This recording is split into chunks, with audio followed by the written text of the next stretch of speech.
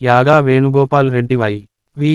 రెడ్డి భారతదేశ ఆర్థిక వ్యవస్థకు మూలస్తంభమైన రిజర్వ్ బ్యాంక్ ఆఫ్ ఇండియా గవర్నరుగా 5 ఏళ్లు పనిచేసి 2008 ఆగస్టులో పదవీ విరమణ చేశాడు. రిజర్వ్ బ్యాంకు 21వ గవర్నరైన వి. రెడ్డి 1964 బ్యాచ్కు చెందిన ఐఏఎస్ అధికారి. ఆయన ఉద్యోగ జీవితం దాదాపు పూర్తిగా ఆర్థిక, ప్రణాళికా రంగాల్లోనే సాగింది.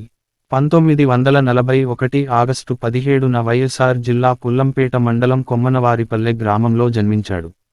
ఈయన తండ్రి యాగా పిచ్చిరెడ్డి ఆ రోజుల్లోనే అప్పటి ఉమ్మడి మద్రాసు రాష్ట్రంలో ఎన్నో ఉన్నత పదవుల్లో బాధ్యతలు నిర్వహించాడు. నంద్యాల కలెక్టర్గా కూడా ఆయన పనిచేశాడు.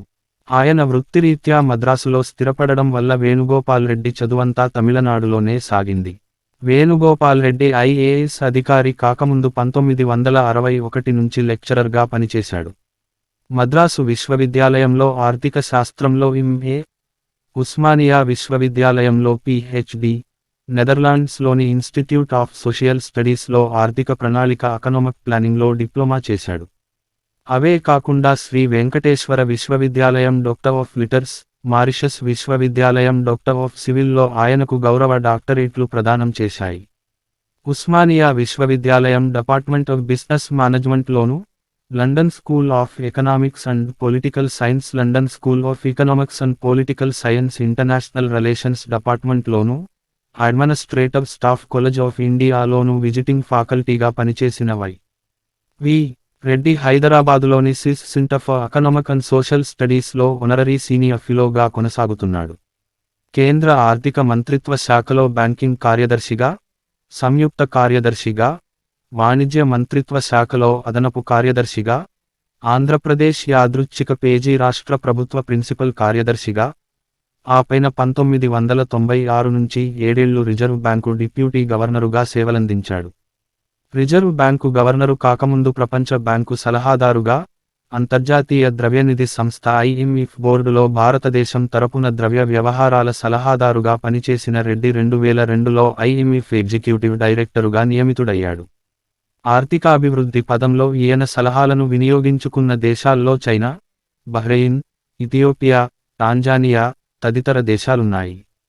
ఆర్థిక రంగ సంస్కరణలు, వాణిజ్యం, బుక్ బ్యాలెన్స్ ఆఫ్ పేమెంట్స్, ద్రవ్య మార్పిడి రేటు, విదేశీ వాణిజ్య రుణాలు, కేంద్ర రాష్ట్ర ఆర్థిక సంబంధాలు, ప్రాంతీయ ప్రణాళిక, ప్రభుత్వ రంగ సంస్కరణలు తదితర రంగాలలో ఆయన కీలక భూమిక నిర్వహించాడు. రిజర్వ్ బ్యాంకు గవర్నరుగా బ్యాంకు వ్యవహారాల్లో పారదర్శకతను తీసుకువచ్చాడు. మన దేశ ఆర్థిక వ్యవస్థ 3.5% వృద్ధి రేటు నుంచి 8.9% వృద్ధి రేటును నమోదు చేసే స్థాయికి విస్తరించిన తరుణంలో ఎన్నో సవాళ్లు, ఒత్తిళ్లను తట్టుకొని ఆర్థిక వ్యవస్థ పట్టాలు తప్పకుండా జాగ్రత్త వహించాడు. ద్రవ్యోల్బణాన్ని అదుపు చేయడంలో గట్టిపట్టున రెడ్డి ఇటీవలి సంవత్సరాల్లో అంతర్జాతీయంగా రూపాయి మారకం రేటు పెరిగేలా చేయడంలో సఫలీకృతుడయ్యాడు. సెప్టెంబరు 2008లో రిజర్వ్ బ్యాంకు గవర్నరుగా పదవీ విరమణ చేసిన వి.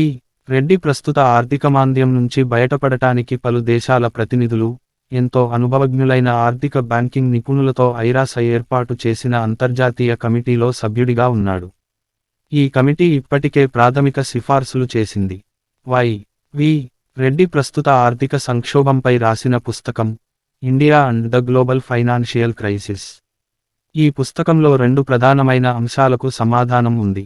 ఒకటి, మిగిలిన దేశాల కంటే భారత్ పరిస్థితి ఎందుకు మెరుగ్గా ఉంది. 2, ప్రపంచ ఆర్థిక సంక్షోభం ఎందుకు వచ్చింది, దానిపై ఎవరేం చేస్తున్నారు. సంక్షోభాన్ని పూర్తిగా అర్థం చేసుకోవడానికి ఈ పుస్తకంలోని సమాచారం వీలు కల్పిస్తోంది.